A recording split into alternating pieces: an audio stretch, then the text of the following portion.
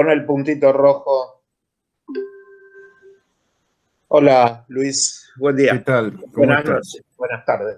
Bueno, para todos los que lo están viendo, voy a presentarlo. Primero que nada, Luis Díaz es un gran compañero y amigo que ha sido profesor del Instituto 82, Carlos Fuente Alba. Unos cuantos se enteraron que venías y te mandan saludos, abrazos, unos cuantos y unas cuantas. Así que, y para seguir presentándolo, Luis ahora es profesor en la Universidad de Hurlingham, en la cátedra del profesor Silioni de Pedagogías Latinoamericanas. Y aunque él dice que no es un investigador, que no hace investigación, yo voy a decir que lo que hace es dedicarse a desentrañar pedazos de la historia, a buscar, a hurgar, a traer interpretaciones nuevas, a traer ideas nuevas, a buscarlas y a ampliar ideas nuevas. Y para eso le pedí que estuviera un rato hoy, así que hago alguna pregunta y la palabra es tuya, Luis, obviamente. Viene a raíz de muchas conversaciones que tenemos y que yo creo que lo que venís desarrollando hay que darlo a conocer. Estamos hablando hoy del 25 de mayo de 1810, estamos hablando de la Revolución y la primera cuestión es, estamos todos muy acostumbrados a ver la revolución como el hecho político, vos me lo decías recién, que parte de que con las invasiones inglesas hay un grupo de porteños que se dieron cuenta que podían ser libres, vamos tomando, envalentonándonos, y justo ahí con la caída del rey de España se podía llegar a tomar el poder, y entonces de repente, como un hecho así de una semana, ¿no? Porque pareciera que se gestó en una semana, la semana de mayo, toda esa semana se gestó y de repente fuimos libres. Me gustaría que puedas aclarar un poco eso, ese panorama que nos han enseñado reiteradas veces.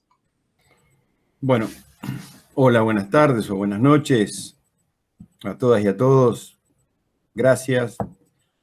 Hay mucha gente querida y conocida y bueno, les mando un cariño a todas y todos.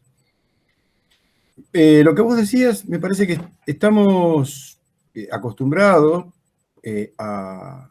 por lo menos la escuela nos enseñó, o la historiografía tradicional nos enseñó, a la Revolución de Mayo como un punto inicial o un hecho fundacional de la Argentina. Y en ese sentido, normalmente siempre se le explica como que el proceso que comienza el 25 de mayo de 1810 tiene un poco que ver con una consecuencia casi directa, diríamos, de las ideas de la Ilustración francesa o del liberalismo político,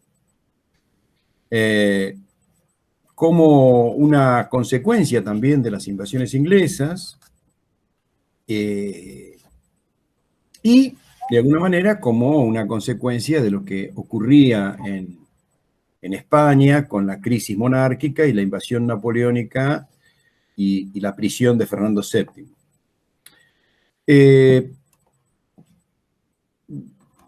Lo cual es verdad, pero es una verdad a medias, ¿no? Juan José Hernández Arregui decía que una verdad a medias es una mentira. Entonces, creo que a la historia le falta una parte. Y si bien hay un contexto regional que muchas veces no está tenido en cuenta, es importante que nosotros podamos pensar que el contexto de la revolución tiene que ver con una cuestión regional que hace que el 25 de mayo en realidad, más que un punto de partida, sea un punto de llegada. Lo que quiero decir es que digamos, ya desde 1780, un poquito más atrás, el clima que se vive en América del Sur es un clima que comienza con una profunda crisis de colonialidad y donde el lazo colonial comienza a resquebrajarse. Los levantamientos indígenas de 1780 a 1782, específicamente en la región de Chayanta, en Chuquisaca, con Tomás Catari y su hermano Damaso Catari, los levantamientos de Tupac Amaru en el sur de Cusco, y el levantamiento, por ejemplo, de Tupac Katari o Juliana Paza en La Paz, son un poco consecuencia de los cambios económicos que los Borbones imponen con sus reformas sobre América del Sur y que realmente ocasionan un perjuicio tan grande a los sectores más trabajadores y aparte un proceso inflacionario bastante grande y una reforma impositiva que implica grandes problemas económicos a la producción latinoamericana y al comercio, a la inflación en ese entonces de los elementos más básicos para la canasta alimentaria de entonces, muy parecido a hoy. Estos levantamientos indígenas de alguna manera crearon un conflicto serio para tener en cuenta. Y este conflicto, que fue brutalmente sofocado, tuvo después una honda repercusión en la discusión política de la formación de abogados y curas en la Universidad de Chuquisaca. Estos abogados y estos curas que, por supuesto, estudiaban las corrientes del pensamiento político europeo, la ilustración francesa, pero también había toda una corriente de ilustración española, donde de alguna manera comienzan a gestarse voces muy críticas respecto de la conquista española y voces muy críticas respecto de los funcionarios de la monarquía española. Por eso se llega a el 25 de mayo de 1809, cuando se produce el levantamiento de los doctores en Chuquisaca, y un mes y pico, un tiempo después, unos meses, menos de un mes después, el 16 de junio, en La Paz, donde se forman, digamos, de alguna manera dos juntas, que ya plantean ciertas voces respecto del concepto de soberanía popular, del concepto de gobierno autónomo y de restituciones de derechos. Y unos meses después va a venir el conflicto en Buenos Aires, digamos, ¿no? Donde, bueno, el proceso de la revolución en Buenos Aires está enmarcado cuando llega la noticia de la caída de la monarquía española en Bayona, ahí con Napoleón y la prisión de Fernando VII, lo cual crea otro contexto. Pero digamos, no es una cosa que aparece en esos días, que aparece de la nada, y no es solamente una cuestión que viene por una corriente ideológica exclusivamente francesa, sino que tiene fuertes connotaciones de discusión política, teórica y jurídica, y sobre todo jurídica, en Chuquisaca, donde allí, digamos, se formaron gran parte de los dirigentes revolucionarios, tanto laicos, abogados, como religiosos, que llevaron adelante todo el proceso revolucionario. Así que nada, me parece que es importante entender que hay un contexto en América Latina de un gran conflicto social y un gran conflicto político, si es social siempre es económico, y un gran conflicto político que da cuenta de que una etapa donde las autoridades peninsulares ya está agotada por una práctica que no hace feliz a los pueblos, y donde, de algún modo, una nueva élite dirigencial comienza a plantear la creación de un nuevo orden, frente al contexto que se está dando, pero que no es solamente un contexto internacional, hay un fuerte contexto regional. Y lo que pasa en Buenos Aires con las invasiones inglesas, bueno, pone pone en acción el hecho de que las autoridades ahí mismo en la capital del virreinato no supieron dar respuestas a lo que ocurría, y ahí es donde aparecen las milicias, ¿no? Y los distintos regimientos. Cuando la audiencia y las autoridades se habían rendido a los ingleses, los sectores populares recuperan la ciudad. Pero esto es un hecho que ocurrió en Buenos Aires. El virreinato es grande, digamos, era grande. Entonces, creo yo que hay que tomar en consideración lo que pasaba en el Alto Perú, además la discusión política que se genera en la universidad, y me parece que son elementos como que hay que tenerlos presentes para considerar que esta revolución no fue una cosa de Buenos Aires, sino que en todos los papeles públicos y en los papeles personales de quienes hicieron la revolución, siempre hablaron de América del Sur. Siempre hablaron de América del Sur. Y es interesante, bueno, Eduardo Ascuy Meguino cita varios documentos, varias fuentes, tanto de realistas como de revolucionarios, dando cuenta de que los miran como Tupamaros, ¿no? Los miran como que son los herederos de los movimientos indígenas. Pero bueno, más allá de las acusaciones, porque los sectores conservadores siempre acusan a los otros, es bueno por ahí pensar que el 25 de mayo de 1810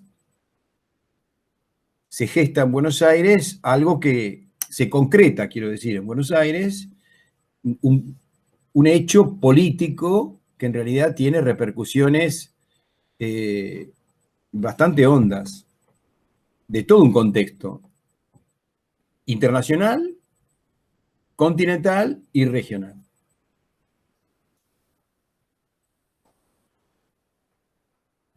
No te escucho, ¿eh?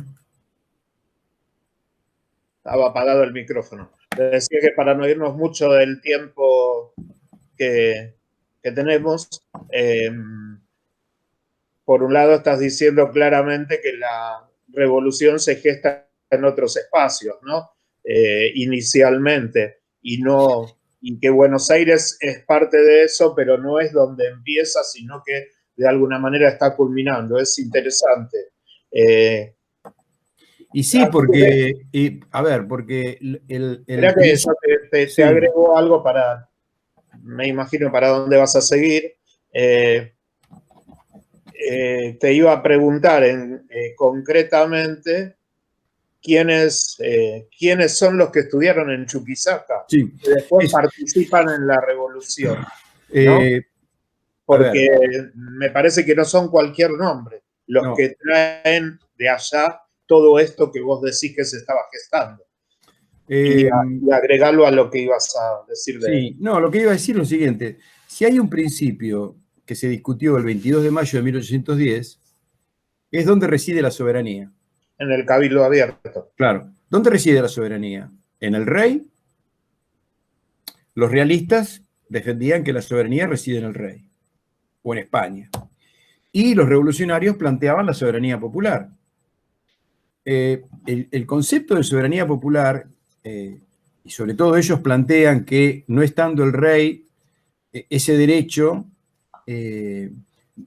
debe retrovertirse, es decir, volver a su verdadero dueño, que es el pueblo, es un argumento que, si bien uno lo puede tomar de la soberanía popular, de las doctrinas que vienen de Europa, no hay que dejar de considerar el silogismo de Chuquisaca.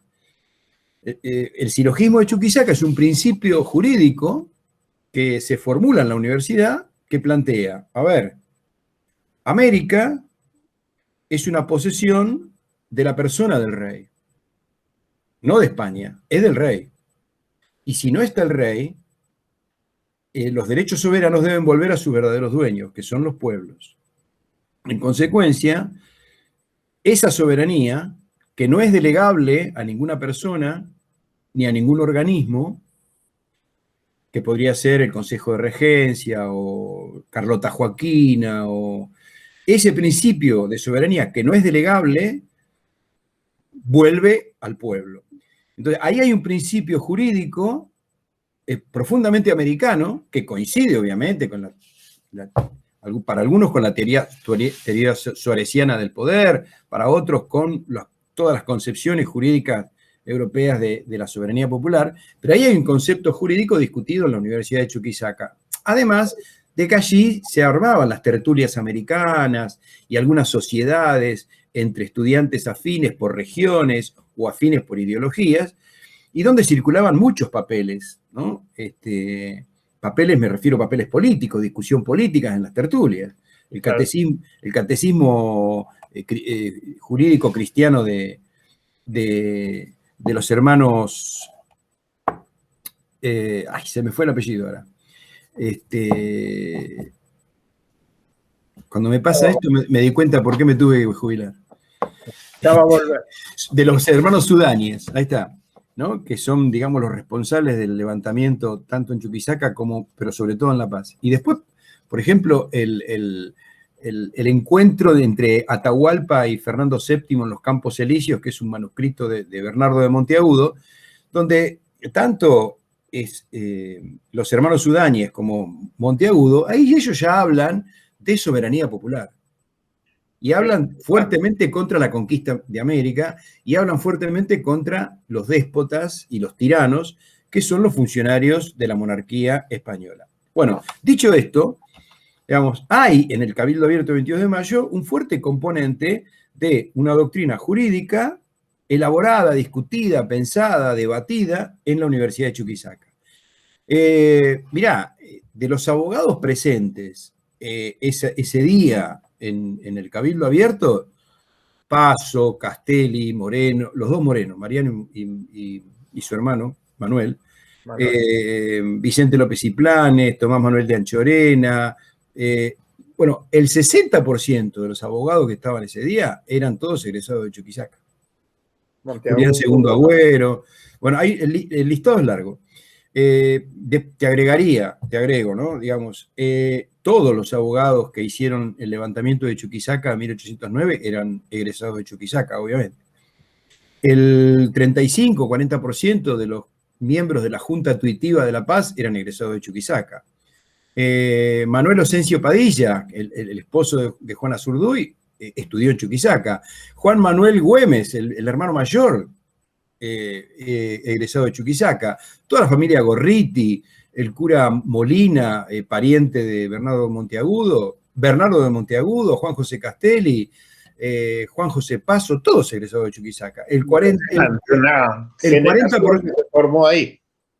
Y en algún punto sí, porque el 40% de los diputados de la Asamblea del año 13 eran egresados de Chuquisaca y el 45%, un poco más, un poco menos, de los diputados del Congreso de Tucumán también son egresados de Chuquisaca. De modo entonces que hay un fuerte, yo encuentro ahí un fuerte componente. Uno puede, por ejemplo, Clement Thibault, que es un historiador francés, escribe mucho sobre la Universidad de Chuquisaca. Hay obras, Marie-Louise Saux, Eduardo de Gori, que es un historiador de acá de la Universidad de Buenos Aires. Ellos plantean muchísimo la importancia que tiene la Universidad de Chuquisaca en la formación de liderazgos revolucionarios, que después, y además, digamos, en la construcción teórica de liderazgo revolucionario, que después se van a ver en el desarrollo de la revolución. Por lo menos en el grupo más radicalizado, ¿no? Por hoy cerramos. Creo que dijiste 2 o 3 conceptos que le dan significado a la revolución: soberanía, restitución de derechos, igualdad. Pensar que los estamos discutiendo, pensar que todavía los estamos peleando, porque hubo un proyecto conservador que era parte de la revolución y que los enfrenta y que en alguna medida, en principio por lo menos, los derrota. Me parece que... Sí, déjame decirte una cosa, Kipper. Sí, hablar de soberanía popular es hablar de la base embrionaria de la democracia. Claro. Hablar de restitución de derechos, hablar de ciudadanía, es decir, todo este lenguaje liberal para entonces muy revolucionario, es básicamente hablar de el embrión democrático del sistema que nos rige hoy. el pensar una república o una monarquía constitucional, el pensar de una constitución, el pensar del sufragio. La monarquía constitucional es Belgrano. Sí, básicamente, después en 1816, pero digo, son elementos constitutivos del régimen democrático, que es en realidad lo que estos muchachos querían llevar adelante. O sea, generar un nuevo orden distinto a la monarquía absolutista, y por eso me parece que la Revolución de Mayo todavía tiene propósitos que los seguimos pensando, elaborando, y que tiene una vigencia enorme, ¿no? Que todavía no están cumplidos, ¿no? Claro, que todavía no están cumplidos. Es decir, cuando ellos hablan de la felicidad pública, hoy ya no hablamos tanto de la felicidad pública, hoy hablamos de la justicia social. Cuando ellos hablan de la restitución de derechos, y bueno, hoy todo el tiempo estamos hablando de restitución de derechos, ¿sí? Cuando ellos hablan de representación de todas y todos los sectores, incluso los indígenas, abolición de la esclavitud, liberación de tributos para los sectores más trabajadores o los sectores más postergados, fortalecimiento del Estado, que el Estado maneje los recursos naturales, elaboración de un proyecto. Estás hablando de 1810. Sí. Lo que pasa es que es actual, es totalmente por actual. supuesto, pero lo que ha hecho la historia, digamos, lo que ha hecho la derecha conservadora y la historiografía tradicional es quitarle a la Revolución de Mayo su componente revolucionario y quitarle a los líderes de la revolución su sesgo militante, político y revolucionario. Entonces le quitaron actualidad y se nos presentó como una sucesiva, como una sucesiva enumeración de gobiernos patrios y de próceres individuales por fuera de un proyecto político, y se desnaturalizó la ideología y se presentó todo como una cuestión homogénea, sin contradicciones, sin debate, y en realidad lo que tuvo fue un profundo debate político y una profunda puja política entre intereses económicos y políticos muy fuertes, y además muy consustanciado de un conflicto social muy grande. ¿Por qué? Porque el que los sectores de las castas se transformaran en ciudadanas y ciudadanos, el hecho de que las mujeres pudiesen aprender a leer y escribir, el hecho de que fueran conscientes de sus derechos y que se aboliese la esclavitud y se liberase a los indios y ellos pudiesen tener el derecho de participar de una asamblea, eso rompía todos los cánones de una sociedad conservadora, aristocrática, explotadora. Y esto venía a generar un tremendo conflicto. Bueno, de esto creo que hay que hablar. Bien, de esto creo que hay que hablar. Yo también estoy de acuerdo. Vamos a seguir hablando. Te vamos a llamar ahora para el 20 de junio o un poco antes, pero para hablar de Belgrano. Sabemos que tenés hecho un trabajo, un capítulo de un libro y todo un trabajo sobre Belgrano con esta característica que vos hablaste, no solo el que creó la bandera, sino que la bandera es parte de todo el sentido revolucionario del desarrollo de Belgrano. Y lo dejo picando, ¿no? Sí, no solamente a Belgrano. Yo, a ver, digo, hay que leer a Moreno, hay que leer a Moreno, hay que leer a Monteagudo, hay que leer a Castelli, hay que leer a Belgrano. Claramente que hay que leerlos. Hoy cerramos, pero bueno. Y es una manera, Luis, gracias por venir, es una manera gracias. De que siga siendo compañero y profesor del Instituto 82, ya el Instituto Fuente Alba. Un abrazo. Otro grande para ustedes. Adiós.